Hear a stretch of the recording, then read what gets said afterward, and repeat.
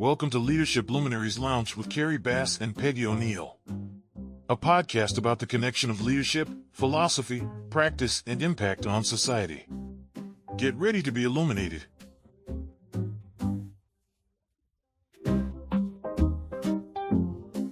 Hello, everyone, and welcome to another episode of the Leadership Luminaries Lounge. Today, we have a very interesting opportunity. And this next couple of series we're spending to talk about African American History Month. And yeah, I know you know a lot of the traditional African American historical figures that are there, but there are African American historical figures that are right around us. And yes, I am an unashamed nepotist. Today, we have my elder brother, Lawrence Bass.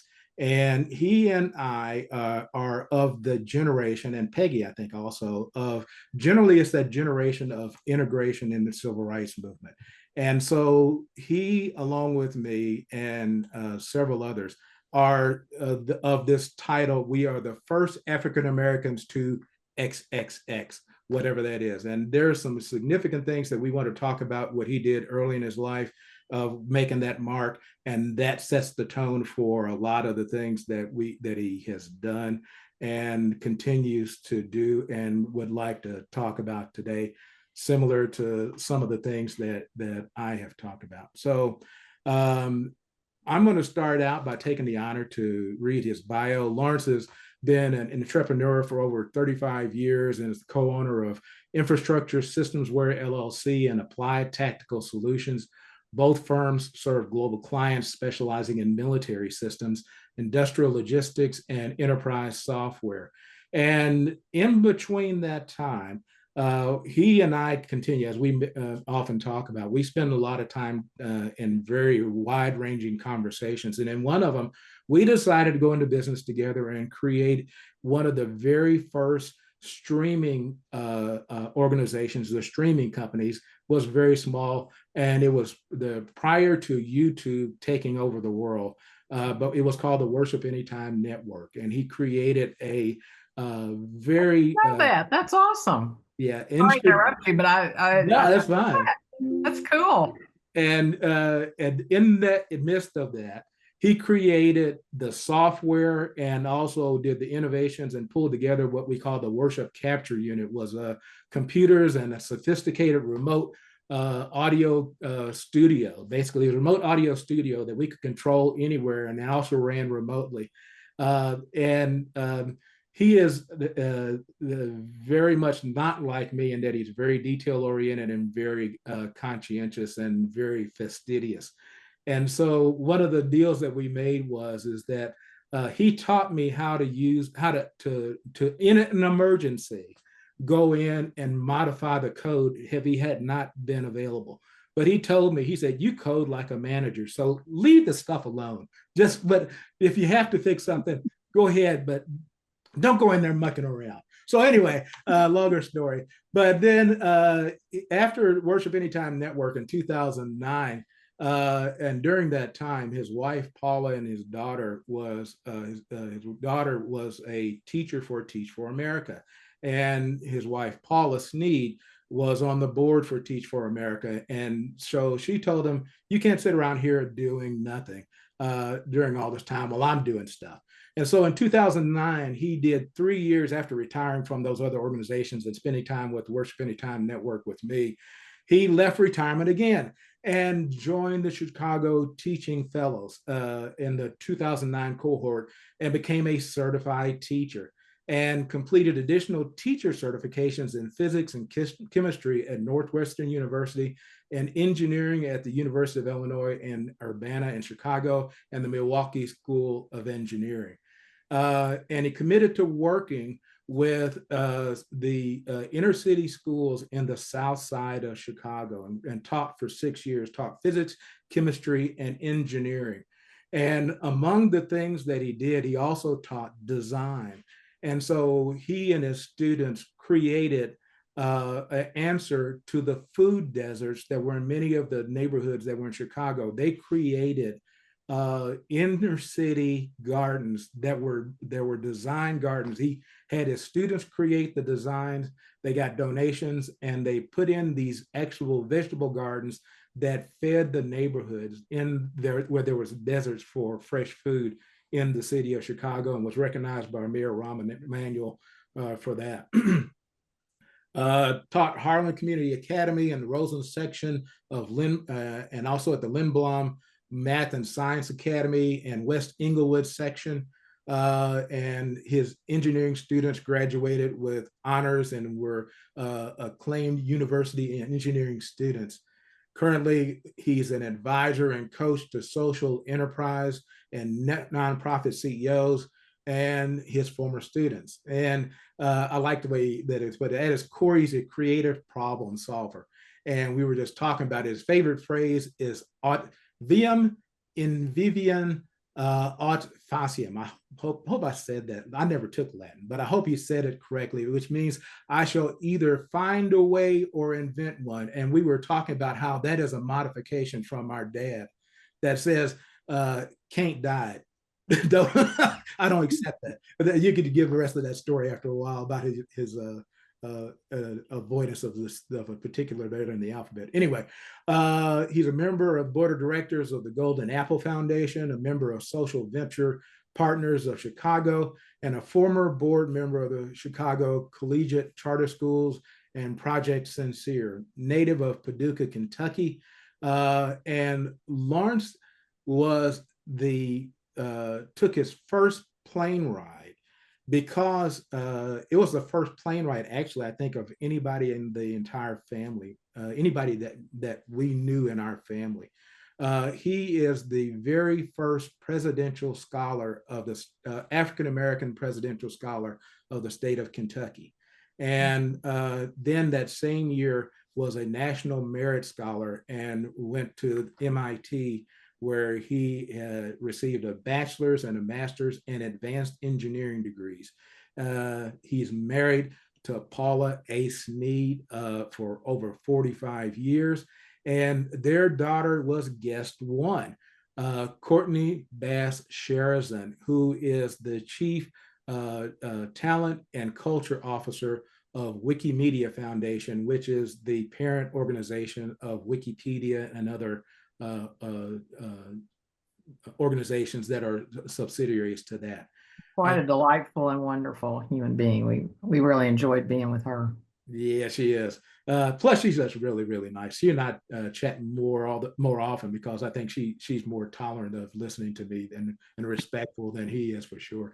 And then Courtney and his son-in-law Dan Sherazan, they have a son named Baldwin, and so he joined me in the ranks of grandfatherhood. So we're happy to have my brother here, and so. Going from that long extended bio introduction, but I'm a nepotist, and this is, I'm a co-founder of the show and co-host, so I get to do what I like to do. So anyway, you want to kind of talk a little bit about how that first African American in the school integration and Paducah school system led to your successes further. And feel free to join and talk a bit too about our parents, how the contrast of how we have built on their shoulders and had the opportunities to do so many wonderful things. Thank you. As you were talking about this, I was thinking, wait, yeah, I did do that. I lived this, but it seems strange to hear it. Thank you for that. This is a weird sensation. But you're right. All of this flows from parents. And we were extremely fortunate that we had two parents who were different, but compatible. Dad was an absolutist. And, part of that, when you said Kate died, that was a rendition of when I gave a speech before. I said that Dad was an absolutist, and he didn't do C words, can, compromise, any of those things that, you say that and he'd look at you, boy, what are you talking about? And then want to make up for the lost time that you were there chatting about things that he didn't think was relevant. Uh, Dad demanded that things work, that if you either did it or you don't. So you know that thing about Yoda in the Star Wars thing, where do it or do not, try, no, There's no that's not try. how this works. Do it or not. So we came from that as the formation that as we became conscious, this is one of the forces that were there.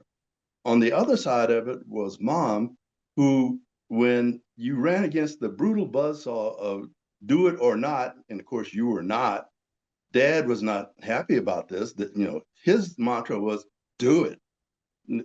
That was not, the other option was never there. So that was unpleasant. But Mom was there to tell you, okay, you can try this again. And that's how you got to learn perseverance. And that she would translate, your dad said do it. He didn't say do it on the first try. And anything that's big that you haven't done before, you probably won't get it on the first try. So just, you know, pick it up, uh, restart, take a different tack, and next time it may work, or it didn't. And then she'd tell you, okay, now you know 2 ways that it doesn't work. Go figure out another one and do it again. After several iterations of that, you start to figure out, you know, this is taking too long. I need to get smart fast. And because Dad was not patient either, he didn't do that P word.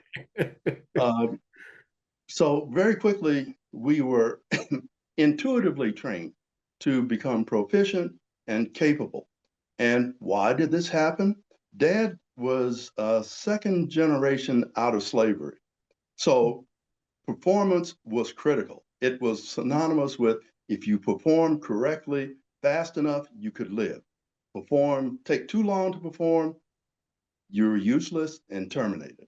So that is sort of the brutal training that we were near the edge, but they buffered from us. It was also interesting that you list that we are in the group of people who did first XXX.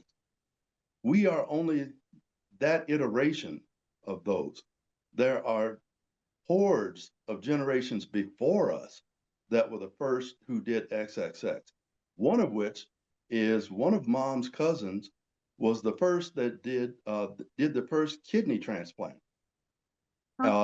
So, you know, if we were to dig across our combined family histories, we'll discover that, oh, you're just the next to do the first of in your iteration, in your time, but we come from an assemblage of those who were first. And if they were to be asked, they would just say, we did what we could, needed to, or whatever, to the best that we could. And if that was the first, so be it. But we weren't the last.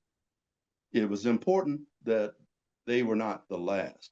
And that's part of the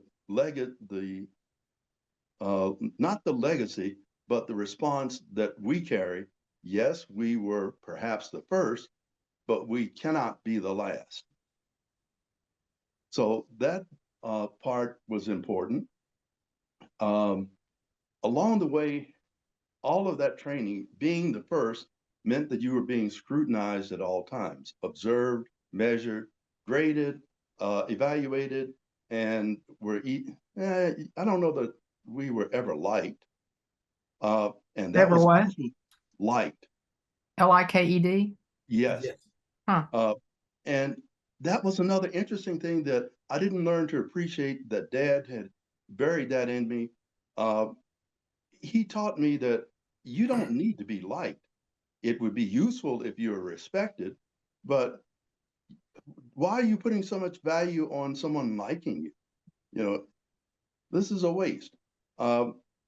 It led to some not so appearance issues that when my wife and daughter encounter this side of me, they'd say, "Ooh, you can be really aloof and, you know, cold." And I said, "Well, no, I'm not cold. I'm just detached." and they look at you like, ooh, maybe that's even worse. Uh, so that was the consequence of being raised and dealing with the mixture of forces at that time. So all of us in this cohort generation have some type of peculiarities that, when evaluated in the current paradigms, might look a bit edgy or harsh or rigid, but it's completely consistent when evaluated back at the time of our formation. So, you grew up in, well, so I know what I wanted to say. So when I went to high school, I was in a town, of course, that integrated, like you said, but the school I went to was South Side Rebels, and they're absolutely everybody there was white. So I grew up in that. So even though it was, like you said, the times of integration, so that was an interesting thing. Although it really wasn't part of our family, we didn't really talk about it. It wasn't. There's just a blind spot in our family. So, so I really appreciate what you're describing as far as where you came from. And there's a book called Pedagogy of the Oppressed. And so people that are oppressed oppress more, and they oppress more and oppress more. So I hear you speaking to that a bit too, the how it's carried down through generations.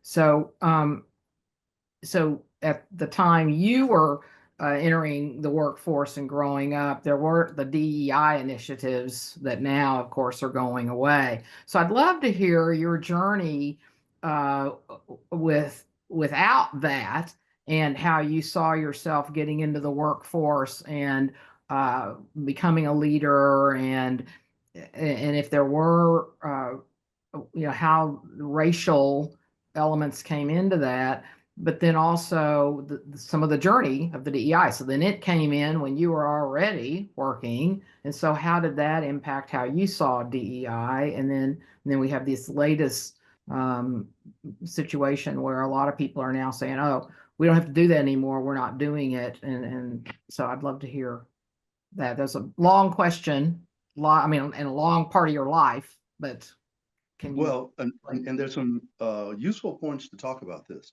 So as Kerry was saying, the first African-American presidential scholar.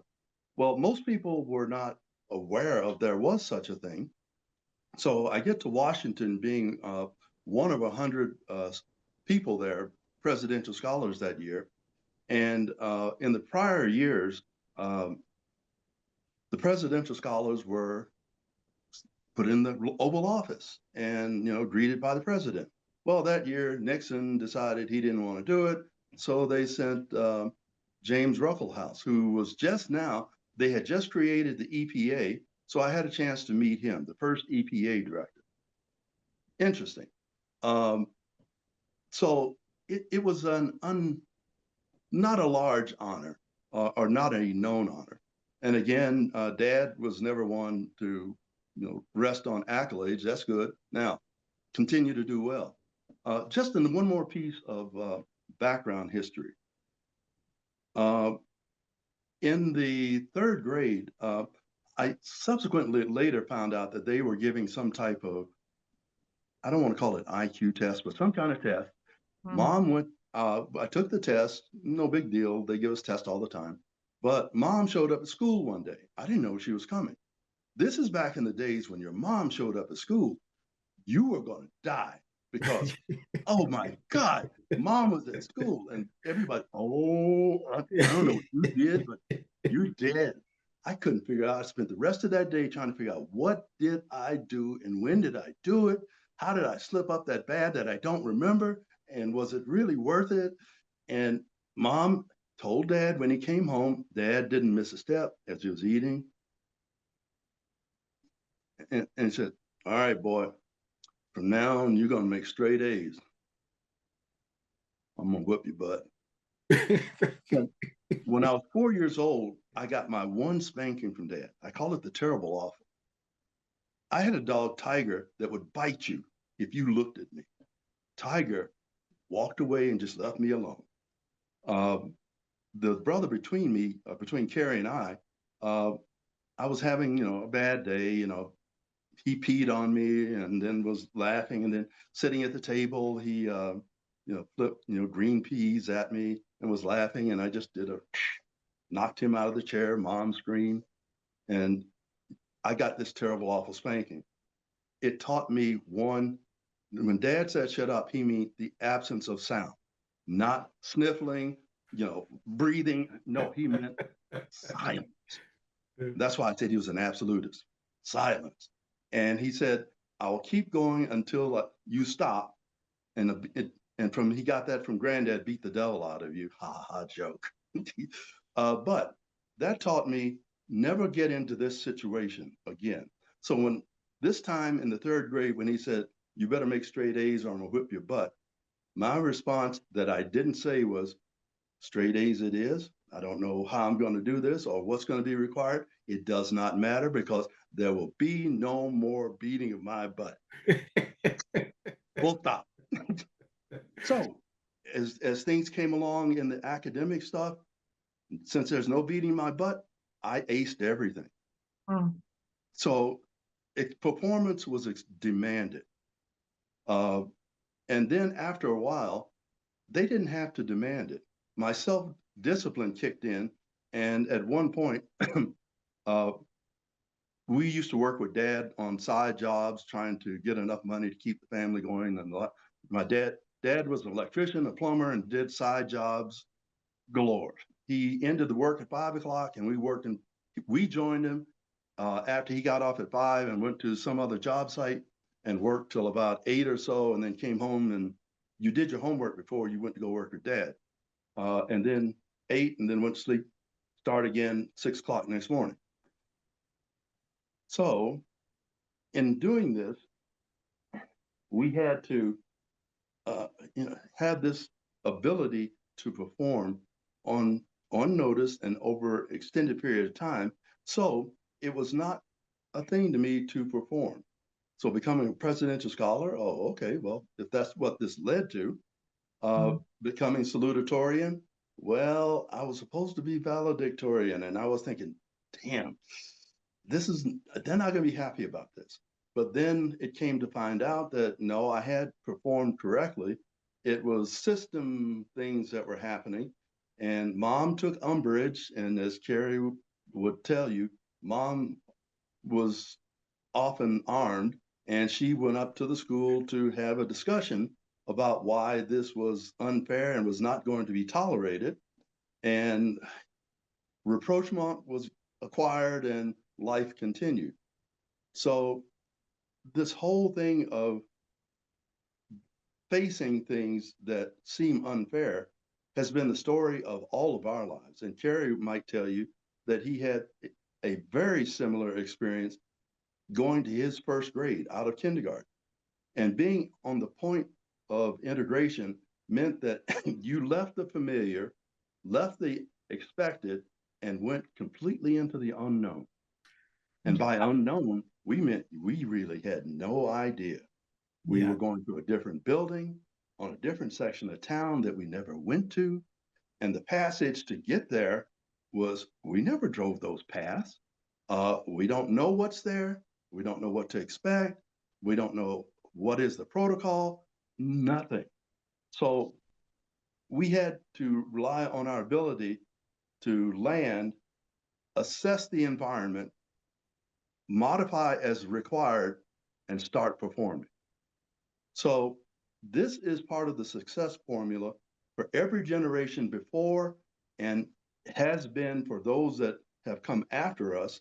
When you look at the common thread, this is that ability to land on your feet, assess the environment, configure as necessary, continue to move. So come programs, and there were many programs set up after the initial integration because the integration was not smooth. So they made modifications, which required different modifications on our part. Programs came, programs left, DEI came, DEI left, more of the same. Yeah. One of the things I just wanted to kind of point out is that it was a learning, we were a living experiment because they really did not know, could African American kids actually perform to at least even to standards. And so what Lawrence did was he flat blew away the standards. And so he achieved at the upper levels. And so then we did begin to run up against, is this real? And can we actually put a African American child in the forefront of leadership just now? Will they really believe it? First of all, did they think it was just something we did, or what will happen to us if we start doing those kind of things? And as a consequence of him setting the standard, I don't know how Johnny got away from it, our middle brother, but he put a standard in place of performance inside of the school system and outside of the school system that was required upon me. And so that same thing that happened, I was wanted to be a normal kid like all the rest of the kids, but I was not allowed to because first of all, they said, we know it can be done because he did it and you're his brother. And so we're going to find out. And, and so they did. And so when I tried to slack off, Mom and Dad, I remember one story I'll jump in and tell. When we went to middle school, junior high, you got to pick your first electives. And so I decided that I was going to do general math and I was going to do the easy courses or whatever, because everybody else got to pick their courses. And that's what the other kids that I was hanging around with had decided to do. And the teachers let me sign up for it, but then they called our parents and they said, Mr. and Mrs. Bass, they called Mom because Dad was working, said, Mrs. Bass, we just want to let you know that we think that Kerry can do so much more than what he's actually signed up for. And so Mom talked to Dad, and at the usual at dinner table, he said, boy, you will take the classes that they tell you to. And that was it. That was the whole conversation. There was no argument. So when y'all are talking about in these schools where you are the example, Lawrence, are you saying that you are one of few Black children in the school, and so that's when they said, well, if you can do it, you can do it. Is that what you're referencing there? Well, there were, I don't want to say minuscule, but there are very few in our class of 346, I think there was in that class. There may have been 20 something in that cohort. The capabilities vary. Sure, D'Artagnan was the best football player. George was the best basketball player. I did the academic thing, and the price for that is the Black kids would say, you acting white and you're not doing the Black things. And the white kids were saying, you're obviously not white. So I was out here solo. They had groups and cliques, and I was solo. So there were costs and benefits for all of these, but there was stellar performance in almost every category in our cohort. Best football, best baseball, best basketball, the academics, the best musician, the best drum leader, for some reason, all of us were best of kind. Most of us, cornered the best of something. So that may have been part of what alerted them that, oh, this is not typical. And what's not typical? Well, that level, so many performing at that level. And then when Kerry came along 4 years later, they were alerted, oh, this can happen. And we think we are going to try to see if we can keep it going. So that's when he tried to veer from this new path. Your parents said it could happen. Oh, yeah. See, Mom. I thought you were talking about the school people too, but I'm also. But no. The school people were complicit in this. Of course, they wanted the best out of every student because that would have been morally incorrect. And these people, if nothing else, were morally correct at all times. Now, whether they were friendly and other, don't know, but at all times they were morally correct. I do And want to this, give, yeah, Mhm. the administration and the people of that generation in Paducah, Kentucky, that they were from a integration and a racial relation standpoint, they were the right people at the right time. Sounds like They yeah. did not know it could happen, but they were willing to give it a chance. And when they saw it could, then they were wanting to And promote. encouraged it, and like we're champions for it when they, yeah, that's great. That's great. I'd like to hear. We may be about ready to take a break though, or we want to take a break because I do have another question though. Or do you want me to take a? Why don't you ask your question and then we'll go to the end of the episode, the part one. Okay. So, so my question is that based on how you've been answering this, it sounds like what you're saying is that then when you moved into the workforce, it wasn't really about integration or color or anything like that. It was about, oh, I'm going to perform because that's what I do, and that's what supported you in being very successful in all of these things that you did. Is that accurate? And that is completely on point. Uh, my parents started it and demanded it, and once I got into this, inside my skin, I liked it. High level performance. I can tell when I'm not there, and probably the next day I'm back again. Uh, I'm addicted to high level performance. So throughout everything in my professional life, ultimately I had a consulting firm, and very quickly I grossly overproduced, and the clients were just blown away. One, they see a Black person show up and they go, I don't know. So they're walking gingerly, and you perform a minor miracle in the distance between the front door and doing they bring you in and show you the plant between the front door and seeing all the way out to the loading docks. And on the walk back, you start telling them things that are going to save them money. And all of a sudden, we don't care if you're green, orange, or purple. Someone record what he's saying. So this type of overproduction takes it out of the realm of people's feelings or understandings or whatever it is about many things, and escalates it to a level of finance which squashes many of those.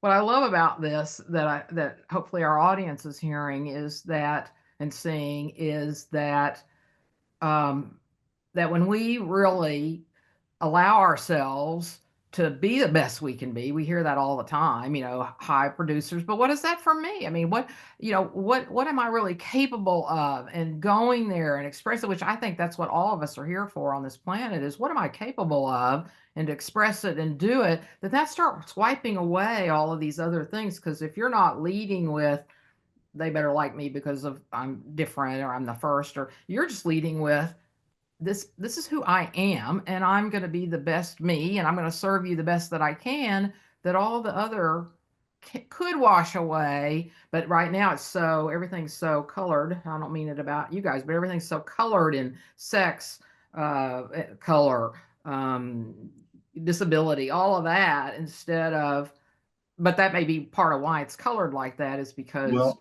we've gotten I'll into even categories instead of being ourselves the best. Sorry, go ahead, Lawrence. well, I'll take it an even finer point. You engaged me because you wanted a function executed. I don't show you me, because I would gather that 100% of all the clients have no idea who I am at my core, why, or any of those things. I never presented that. You brought me in for a function. I executed this function elegantly, quickly, and that's what you wanted. Mission accomplished. On to the next. So Right. I didn't need emotional engagement. And that may not be what all people can do, but that served me well, that I can isolate and I'm happy within myself. I don't Mm-hmm. need external entry to make me happy. So I could do these performance exchanges, you know, quite easily. Mm-hmm. And maybe that's part of the cost. Many people are more socially uh, dispersed, whereas I'm highly socially contained. It's easier for me to, you know, flip the power and move things on the outside because my socialization is inside this annular ring, and it's not exposed and not vulnerable to the outside. This is a great conversation we're having with my brother about being the first African American to XXX and his reaction to that, and also the key takeaways I think from what Peggy and Lawrence were just talking about is that we may be getting too tied up about what other people think. And if we talk about what you do and what you can accomplish, what's inside of you, then we can change the conversation to a different point. And so with that, I want you to, as I normally do, and I want you to tune in for part 2 of our conversation, but I love my opportunity to say that. So until the next time, let your light shine. In the Leadership Luminaries Lounge, we sit and chat with Peggy and Kerry, where wisdom's at. They sprinkle insights like morning dew in this lounge where knowledge blooms anew. With every episode, they set the stage, sharing golden nuggets, turning life's next page. From boardroom tales to dreams out loud, they uplift a thought and make you proud. Oh, swing and sway with Peggy and Kerry in the lounge where visions are merry. Take a seat, let your worries retreat in the Luminaries Lounge where leaders meet.